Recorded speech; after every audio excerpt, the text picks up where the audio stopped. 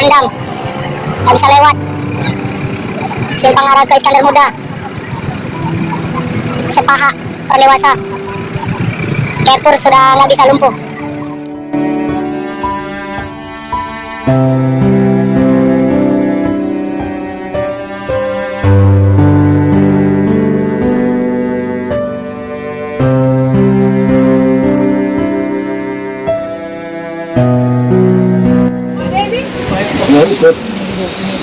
Abang nggak bang? Enggak bang.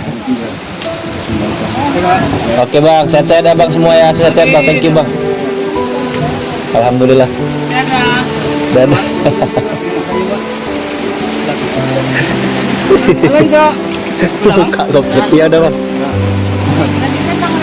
Iya bu. Aman-aman ya, udah sehat-sehat aja ya bu.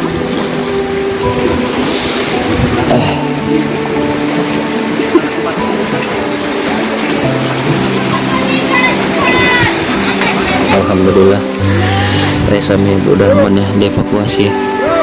Takut airnya masih naik. Evakuasi dari Faji Kota Medan oleh personil Faji Kota Medan di daerah Kampung Baru Katamsu.